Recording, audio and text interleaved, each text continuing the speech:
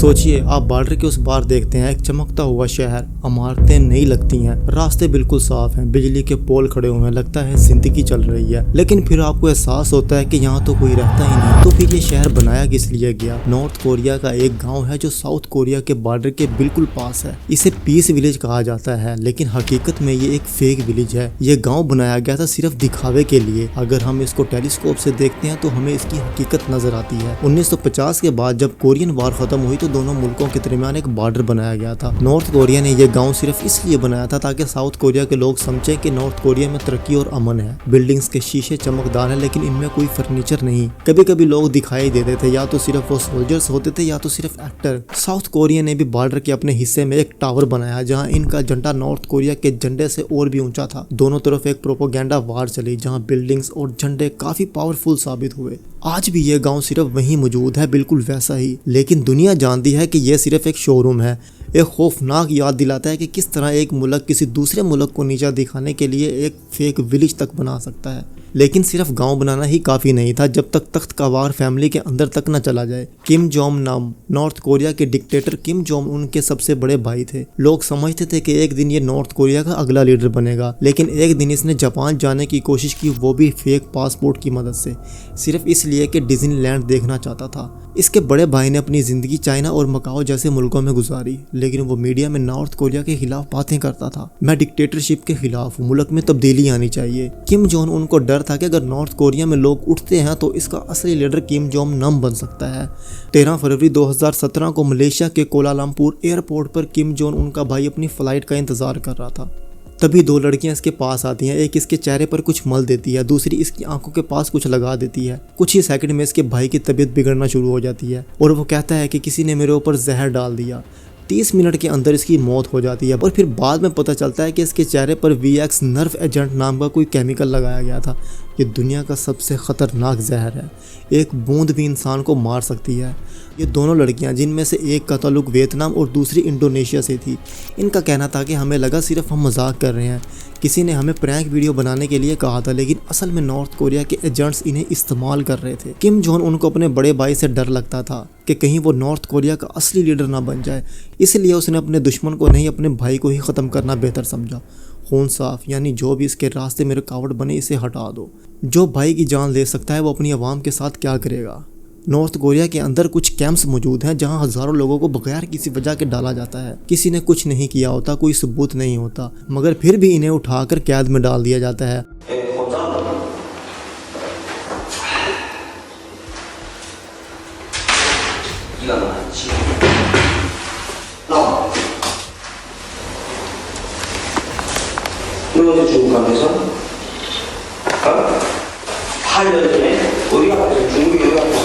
ये लोग ना तो दुनिया को देखते हैं और ना ही इनका रिकॉर्ड होता है, यानी कागज़ पर वो जिंदा ही मौजूद नहीं होते। कुछ लोग इन कैंप्स से जिंदा निकलकर भाग निकले। उन्होंने दुनिया के सामने सच रखा। जो लोगों के होश उड़ाने वाला था, वहाँ लोगों के ऑर्गन्स निकाले जाते थे। जी हाँ, हार्ट, लिवर, किडनी, ये सब चीज़ें बिकती थी। इन लोगों का ना तो कोई नाम होता था और ना ही शनाख्त और ना ही कोई रिश्तेदार। इनको ऑपरेशन टेबल पर लटाया जाता था। कई बार तो बगैर बेहोशी के सब कुछ निकाल लिया जाता था। ये सब कुछ निकाल के वो ब्लैक मार्केट में बेचते थे और ये मिडल ईस्ट और चाइना जैसे कंट्रीज में जाती थी। वहाँ ना कोई पूछता था कि ये औरत है या मर्द, और ना ये देखा जाता था कि ये जिंदा भी है या मरने के करीब। उनको बस ये चीजें थी कि इनके जिस्म में से किस चीज को निकाल के बेचा जा सकता है, जिसमें इंसान सिर्फ एक प्रोडक्ट बन चुका था। लिवर की कीमत $1,00,000, किडनी $6,000 की और हार्ट बेकीमत। और सब कुछ एक बंद मुल्क के अंदर हो रहा था जहाँ ना जर्नलिस्ट जा सकते हैं और ना ही ह्यूमन राइट्स। और जो लोग भागकर दुनिया को बताते हैं, इन्हें या तो झूठा कहा जाता है या तो इनकी बातों को नज़रअंदाज किया जाता है। नॉर्थ कोरिया के अंदर लोग जिंदा हैं, लेकिन अंदर से खाली। और जब जमीन का खौफ काफ़ी नहीं रहा तो हवा में डर फैलाना शुरू कर दिया। साल था 1987 का। कोरियन एयरलाइन, इसमें 115 लोग सवार थे। आदमी, औरत, बच्चे सब अपने काम से कहीं ना कहीं सफ़र कर रहे थे। किसी को अंदाज़ा नहीं था कि ये उनका आखिरी सफ़र बन सकता है। जब यह त्यारा म्यांमार से साउथ कोरिया की तरफ जा रहा था तो आसमान में एक धमाका होता है। जहाज हवा में ही उड़ जाता है। जब लोगों ने खबर देखी तो हर तरफ कहराम मच गया। 115 लोग मर गए। किसी की लाश मिली या तो किसी के जिस्म का एक पार्ट। साउथ कोरिया की हुकूमत ने फौरन इन्वेस्टिगेशन शुरू कर दी और कुछ ही दिनों में 2 शख्स पकड़े गए, एक मर्द और दूसरी औरत जिसका नाम किम ह्यून हुई था। ये औरत जवान थी, खूबसूरत थी, लेकिन नॉर्थ कोरिया की हुकूमत ने इसको जासूसी की ट्रेनिंग दी हुई थी। इसने कहा मैं सिर्फ वही कर रही थी जो मुझे सिखाया गया था। मुझे कहा गया था कि ये तुम्हारा फर्ज है, तुम अपनी कौम की हीरो बनोगी। मैं समझ गई थी कि मैं वापस घर नहीं जाऊंगी, लेकिन मुझे ये नहीं मालूम था कि मुझे जिंदा पकड़ लिया जाएगा। 내가 안에 직접 이렇게 들쓰고 보니까 저는 과연 그 남조선 캐리들이 이때 가서 계속 떠든 것이 इसने बताया कि नॉर्थ कोरिया ने शुरू से ही इसका ब्रेन वॉश किया। इसे सिखाया गया था कि साउथ कोरिया नॉर्थ कोरिया का दुश्मन है। इसने कहा तुम्हारे हाथों से जितने लोग मरेंगे तुम इतनी ही बड़ी कौम की शहीद बनोगी। इसने एक फेक जैपनीज पासपोर्ट बनवाया, जहाज में चढ़ी और एक बॉम्ब सेट कर दिया जहाज के टीवी ट्रैक के अंदर। जहाज ने उड़ान भरी और कुछ ही देर में हवा में तबाह हो गया। लेकिन सवाल यह है कि इस कत्ल का असल मकसद क्या था। नॉर्थ कोरिया इलेक्शन से पहले साउथ कोरिया में खौफ फैलाना चाहता था। वो चाहता था कि दुनिया साउथ कोरिया में होने वाले ओलंपिक्स और इलेक्शंस का बाइकआउट करे। 1990 के दौर में अमेरिका का सेंट्रल बैंक एक अजीब मुश्किल में फंस गया। बैंक के माहिरीन के हाथ लगता है एक $100 का नोट, जो देखने, महसूस करने और मशीन से जब इसको स्कैन किया जाता है तो बिल्कुल असल मालूम होता है। लेकिन फिर भी कुछ ना कुछ गलत था। इस नोट की प्रिंटिंग क्वालिटी, पेपर टेक्सचर और इंक की सिक्योरिटी सब कुछ असली मालूम होती थी। ये नोट इतना परफेक्ट बनाया गया था कि इसके असली और नकली में फ़र्क करना मुश्किल हो गया था। बैंक ने इन्वेस्टिगेशन शुरू कर दी। सीक्रेट सर्विसेज, फोरेंसिक टीम और एक्सपर्ट सब इसमें शामिल थे।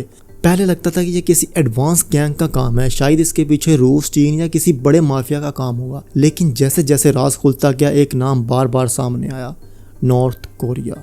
और फिर पता चला कि यह काम सिर्फ छोटी मोटी प्रिंटिंग शॉप का नहीं बल्कि नॉर्थ कोरिया की हुकूमत का है। इन्होंने ये नोट इतनी बड़ी और एडवांस टेक्नोलॉजी से बनाए थे कि असली नोट भी इनके सामने नकली लगता था। इन्होंने ये नोट सिर्फ छोटी मोटी शॉपिंग या चोरी के लिए नहीं बनाए थे। नॉर्थ कोरिया का मकसद था कि अमेरिका की माशियत को कमज़ोर कर दिया जाए, डॉलर पर दुनिया का ट्रस्ट तोड़ दिया जाए, बगैर जंग के दुश्मन की जेब काट ली जाए। ये नोट इतने परफेक्ट थे कि इन्होंने बैंक्स, कसिनो और ब्लैक मार्केट सबको धोखा दे दिया। ये नोट सिर्फ छुप कर ही नहीं चलते थे बल्कि नॉर्थ कोरिया के बड़े लोग इनको बैरून मुल्क सफ़र के लिए भी इस्तेमाल करते थे और इनके जरिए अलग अलग मुल्कों में फैलाया गया। यानी एक आम आदमी को भी समझ नहीं आता था कि इसके हाथ में असली डॉलर है या नकली, क्योंकि क्वालिटी इतनी हाई थी कि असली और नकली में फ़र्क करना मुश्किल हो गया था। लेकिन जब कैश की कमी हुई तो बैंक्स को टारगेट किया गया। साल था 2016 का। बांग्लादेश का सेंट्रल बैंक ढाका में रात के वक्त एक प्रिंटर चालू था, लेकिन किसी ने नोटिस नहीं किया कि ये एक नॉर्मल प्रिंटिंग नहीं हो रही। एक प्रिंटर के जरिए ऐसी चोरी शुरू हुई कि जिससे दुनिया दंग रह गई। बैंक्स के अंदर जो सिस्टम इस्तेमाल हो रहा था वो था स्विफ्ट। ये एक ग्लोबल मैसेजिंग सिस्टम होता है जिसके अंदर बैंक्स एक दूसरे को महफूज तरीके से ट्रांसफ़र करते हैं। लेकिन इस रात हैकर्स ने स्विफ्ट सिस्टम को ही हैक कर लिया और इसके ज़रिए उन्होंने न्यूयॉर्क फेडरल रिजर्व को निशाना बनाया। इन हैकर्स ने सब कुछ पहले से ही प्लान किया हुआ था। मालवेयर के जरिए कंप्यूटर के सिस्टम को कंट्रोल किया गया और स्टाफ के कंप्यूटर पर हफ्तों पहले से ही नज़र रखना शुरू कर दी और सब कुछ इतने परफेक्ट तरीके से हो रहा था कि किसी को शक भी ना हो। एक हैकर से एक छोटी सी स्पेलिंग मिस्टेक हो जाती है। ये स्पेलिंग मिस्टेक ये थी कि फाउंडेशन की जगह उन्होंने फैंडेशन लिख दिया।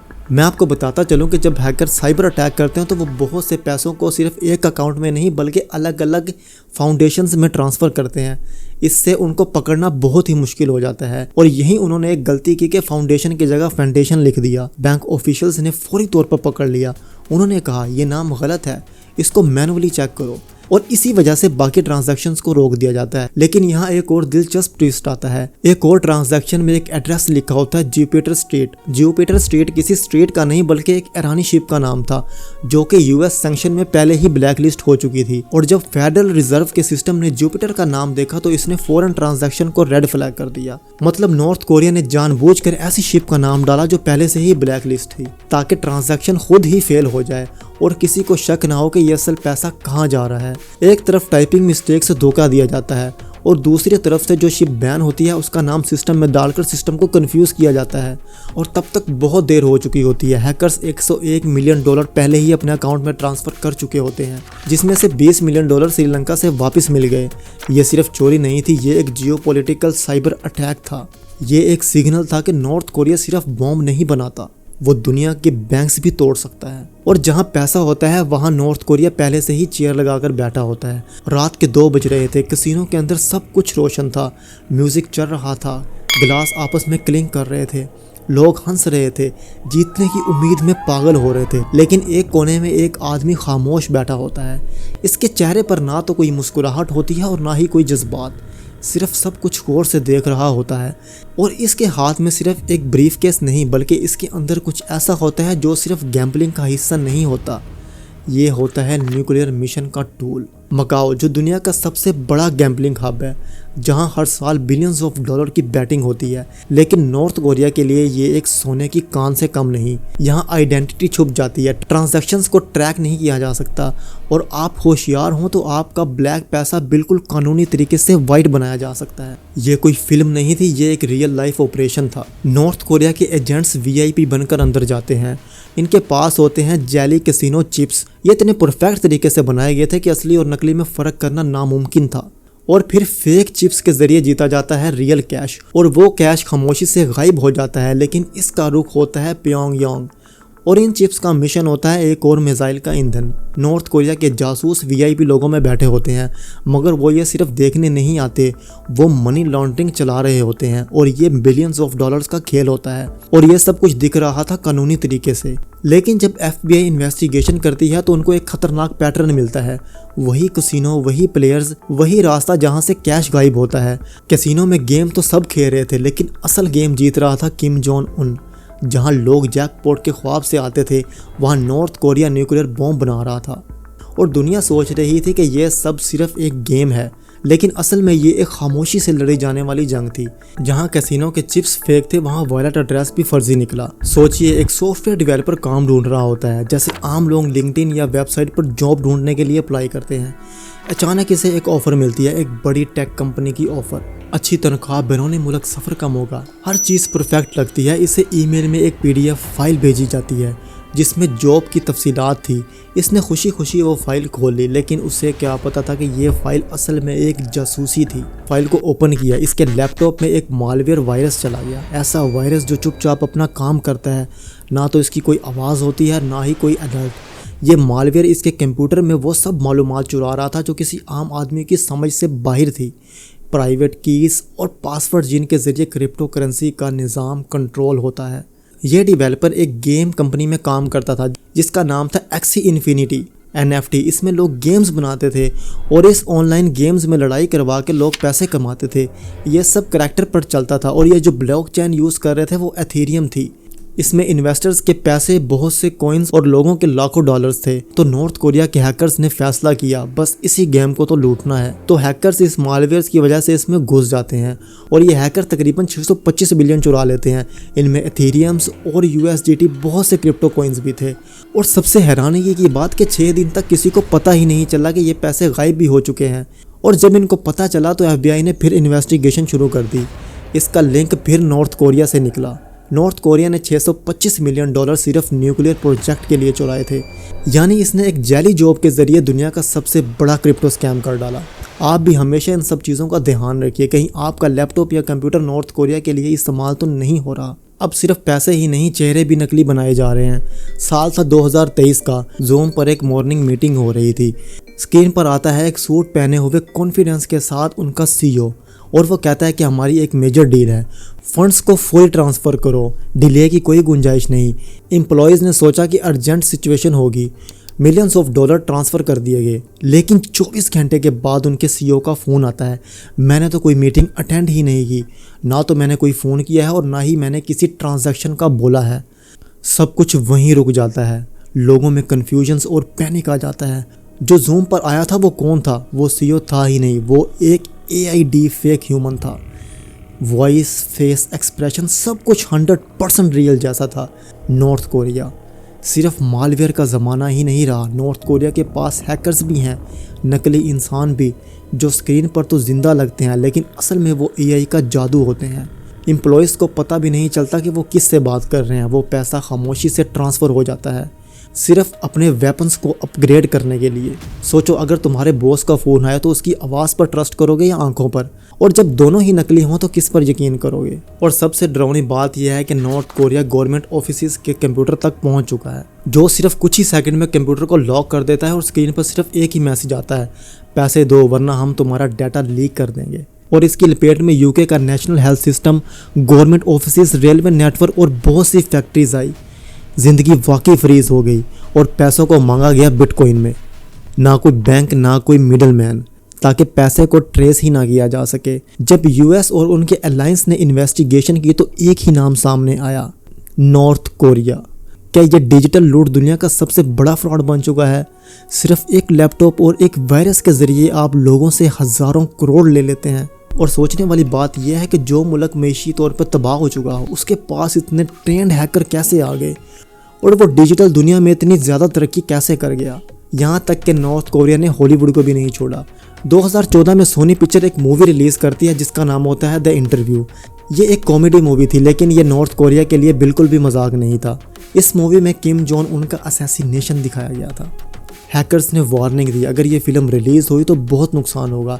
किसी ने इसको सीरियस नहीं लिया, लेकिन फिर होता है एक बहुत बड़ा हमला। इनकी स्क्रीन पर रेड स्कल आ जाता है, हज़ारों फाइल्स लीक हो जाती हैं और अनरिलीज मूवीज़ को भी लीक कर दिया जाता है। इनके पर्सनल ईमेल्स, सैलरी रिकॉर्ड, सब कुछ इनके हाथों से चले जाते हैं। पूरा हॉलीवुड पूरी तरह से हिल जाता है। बहुत सी फिल्म थिएटर की स्क्रीनिंग को कैंसिल कर दिया जाता है और फिर यूएस गवर्नमेंट की तरफ से इन्वेस्टिगेशन शुरू हो जाती है। एफबीआई कंफर्म करती है कि इन हैकर्स का ताल्लुक नॉर्थ कोरिया से था, लेकिन ये सिर्फ एक बदला नहीं था, ये एक गुस्से का इजहार भी था और ये एक टेस्ट भी था कि देखा जा सके एक बहुत बड़े हमले को कैसे टारगेट किया जाता है, कैसे सिस्टम के अंदर घुसा जाता है।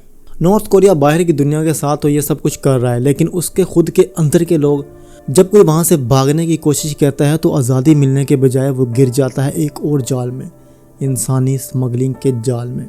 जी हाँ, उनका बचपन नॉर्थ कोरिया के एक गांव में गुजरा। इसके वालिद एक फार्मर थे, लेकिन सरकार की वजह से उनको सब कुछ महदूद मिलता था। 3 दिन में एक वक्त का खाना, बिजली कभी कभी। टीवी पर सिर्फ एक ही चेहरा नजर आता था। उसकी माँ एक दिन रोटी बना रही थी और बोली, अगर यहाँ ही रुके रहे तो भूख से मर जाएंगे या तो किसी कैंप में भेज दिए जाएंगे। वो माँ और बेटी एक दिन प्लान बनाते हैं यहाँ से भागने का और वो चाइना की तरफ निकलना शुरू कर देते हैं। वो एक रिवर को पार करते हैं, चाइनीज़ बॉडीगार्ड को कुछ युआन देते हैं और सोचा अब आज़ादी मिल जाएगी, लेकिन इन्हें नहीं पता था कि इनकी ज़िंदगी का एक और धोखा शुरू होने वाला है। चाइना में पहला शख्स जो इनसे मिला, इसने इन्हें खाना दिया और कुछ दिन बाद कहा, मैं तुम्हें एक अच्छी फैमिली के पास भेज दूंगा। वो एक फैमिली नहीं थी, इनको एक 57 साल के आदमी को बेच दिया जाता है एक बीवी के रूप में। इस आदमी ने कहा, तुम भाग कर यहाँ आई हो, अब तुम मेरी हो। और वो हर रात उसका रेप करता और फिर इससे काम करवाता। और जब इस किसान के पास पैसे ख़त्म हो जाते हैं तो फिर ये जी हियान को फिर से बेच देता है एक और गाँव में एक और आदमी को। फिर तीसरी बार एक औरत ने कहा कि मैं तुम्हारी मदद करूँगी, लेकिन फिर इसने ह्यूमन ट्रैफिकिंग रिंग को बेच दिया। चौथी बार जब ये बॉर्डर के पास पहुंची तो फिर इसको बेच दिया जाता है। यहाँ दूसरी तरफ नॉर्थ कोरिया की लड़कियां भी थी, सब बिक चुकी थी। और 5वीं बार इसको फिर से बेच दिया जाता है। चाइनीज़ आदमी इन पर उबला हुआ पानी डालकर इनको टेस्ट करते थे। जी हियान कहती है कि मैं इस वक्त एक इंसान नहीं, मैं इस वक्त एक प्रोडक्ट बन चुकी थी। इसने सुसाइड करने की कोशिश की, लेकिन बार बार किसी न किसी वजह से वो जिंदा बच गई। और तो और एक गंदी नदी के पानी को पीकर इसका बुरा हाल हो गया, लेकिन आखिरकार इसको मदद मिल गई। एक बार जंगल में भागकर छुप गई, लेकिन वहाँ उसे एक और आदमी ने पकड़ लिया। कहने लगी कि मुझे समझ क्यों नहीं आता कि मैं मर क्यों नहीं गई, शायद इसी वजह से मैं जिंदा थी। और फिर वो इसे एक छोटे क्रिश्चियन ग्रुप तक पहुँचा देता है। इन्होंने इसे छुपाया, कपड़े दिए, खाना खिलाया और इसे खुफिया तौर पर थाईलैंड भेज दिया गया। आखिरकार वो थाईलैंड से साउथ कोरिया आती है और वहाँ से उसको पासपोर्ट दिया जाता है और फिर वहाँ से वो अमेरिका चली जाती है। जी हियान आज ह्यूमन राइट एक्टिविस्ट है और इसने अपनी कहानी दुनिया को सुनाई। मैं कैसे 5 बार बेची गई और एक एक ने मेरा रेप किया। Foreign defectors who are impregnated by Chinese men and they are possibly repatriated to North Korea are guaranteed to face horrific consequences. मैंने सब कुछ सहा, लेकिन हर बार जिंदा बची ताकि दुनिया को बता सकूं। सोचने वाली बात है कि नॉर्थ कोरिया आखिर अमेरिका से इतना गुस्सा क्यों है। नॉर्थ कोरिया हर वक्त गुस्से में ही क्यों दिखाई देता है। जब भी Kim Jong Un missile test करता है तो वो अमेरिका को धमकी क्यों देता है, सिर्फ इसलिए कि वहाँ डिक्टेटरशिप है या इसके पीछे कोई और गहरी वजह है। ये कहानी शुरू होती है 1950 में कोरियन वार से, जब नॉर्थ कोरिया और साउथ कोरिया एक दूसरे से टकरा गए। साउथ कोरिया के पीछे था अमेरिका और दूसरी तरफ सोवियत यूनियन और चाइना। ये दोनों नॉर्थ कोरिया को सपोर्ट कर रहे थे। जीत किसी की नहीं हुई, सिर्फ एक लाइन खींच दी गई और नॉर्थ कोरिया ने इसे शिकस्त समझा और तब से ही इसका नारा था, एक दिन साउथ कोरिया को वापस लेंगे ताकत से।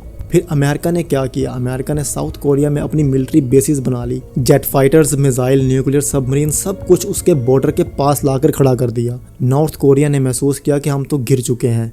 इनके लिए ये एक डिप्लोमेसी नहीं बल्कि सर्वाइवल का सवाल भी बन गया था। आहिस्ता आहिस्ता जब नॉर्थ कोरिया ने नोट किया, ईरान ख़त्म, लीबिया ख़त्म, अफ़गानिस्तान ख़त्म, और इन सब में इनको एक चीज़ कॉमन नज़र आई, इन सब के पास न्यूक्लियर वेपन नहीं थे। और किम फैमिली ने फैसला किया, हम सिर्फ तब ही सेफ़ हैं जब हमारे पास न्यूक्लियर वेपन होगा। नॉर्थ कोरिया ने न्यूक्लियर वेपन तो बना लिया, क्या ये अमेरिका तक पहुंच भी सकता है या नहीं? 2017 में एक मिसाइल हवा में गया, तकरीबन 53 मिनट्स तक स्पेस के ऑर्बिट में घूमता रहा, और जब वो वापस ज़मीन पर आया तो साइंटिस्ट के होश उड़ गए और इसका फाइट पाथ बताया गया कि ये missile Alaska, New York, Washington DC तक आसानी से पहुंच सकता है। नॉर्थ कोरिया के पास सिर्फ न्यूक्लियर बॉम्ब ही नहीं बल्कि इसे गिराने का तरीका भी मौजूद है। और यहाँ बात ख़त्म नहीं होती, एक और मिसाइल जो 4500 किलोमीटर की हाइट तक गया, यानी वाकई स्पेस के दरवाजे तक, और टेस्ट दिखाता है कि ये नॉर्थ कोरिया कोई छोटा खिलाड़ी नहीं, ये सिर्फ ख़तरनाक ही नहीं बल्कि इसको प्रेडिक्ट भी नहीं किया जा सकता। क्या नॉर्थ कोरिया सिर्फ धमकियाँ ही देता है कि यह दुनिया के सबसे ताकतवर 3 शहरों को वाकई उड़ा सकता है? ज़रा इमेजिन कीजिए, एक मिसाइल जो एक साइज़ में बस के जितना हो, वो सिर्फ ज़मीन से उठकर ही नहीं बल्कि आसमान पर हज़ारों किलोमीटर की बुलंदी तक जा पहुँचे और फिर 6000 किलोमीटर से ज़्यादा का फासला तय करके किसी शहर के ऊपर घूमती नज़र आए। ये नॉर्थ कोरिया का सबसे बड़ा और सबसे ख़तरनाक मिसाइल है जिसकी रेंज तकरीबन 15000 किलोमीटर है। ये एक न्यूक्लियर बॉम्ब को आसानी से ले जा सकता है। ये इजीली वाशिंगटन डीसी, न्यूयॉर्क और टोक्यो को टारगेट कर सकता है। सब कुछ इसके निशाने पर है और सबसे डरावनी बात, ये मिसाइल छुपी होती है ज़मीन के नीचे या फिर किसी मोबाइल ट्रक्स पर जो जंगल, पहाड़ों या किसी टनल में छुपाए गए होते हैं। नॉर्थ कोरिया का सबसे बड़ा मसला ये है कि वो किसी रूल या किसी तरीके से नहीं चलता। इसे डिप्लोमेसी की परवाह नहीं, इसे अंजाम का तो बिल्कुल भी खौफ नहीं, और कोई भी नहीं बता सकता कि यह किस वक्त क्या और कुछ कर डाले। इंडिया और पाकिस्तान के दरमियान टेंशन्स होती हैं लेकिन दोनों एक दूसरे को समझते हैं। इन्हें पता है कि अगर जंग हुई तो दोनों का नुकसान होगा, यानी इनके बीच एक कोल्ड लॉजिक है, सोच समझ से काम लेते हैं। लेकिन किम जोंग उन इसके पास न्यूक्लियर वेपन भी है और साथ इसके पास समझ बूझ भी नहीं। और सोचने वाली बात यह है कि नॉर्थ कोरिया ही हर वक्त झूठ बोलता है या अमेरिका ने भी कभी धोखा दिया है? तो इस सवाल का जवाब छुपा है 1994 के एक मुआहदे में। 1974 में अमेरिका में क्लिंटन की हुकूमत थी। नॉर्थ कोरिया न्यूक्लियर प्लांट पर काम कर रहा था और दोनों में टेंशन्स बढ़ती जा रही थी। फिर अमेरिका ने एक डील ऑफर की, अपना न्यूक्लियर प्रोग्राम फ्रीज कर दो, बदले में हम तुमको ऑयल और पावर प्लांट देंगे। नॉर्थ कोरिया मान गया, डील साइन हो गई। दुनिया ने तसल्ली की सांस ली। कुछ सालों बाद अमेरिका ने ऑयल शिप्स रोक दी, पावर प्लांट का वायदा भी कैंसिल कर दिया। तो उस वक्त नॉर्थ कोरिया गुस्से में आ गया, ये तो धोखा हुआ, तुमने तो वादा तोड़ा, अब भरोसा नहीं कर सकते हम तुम पर। और बस यही वजह थी कि सब कुछ टूट गया।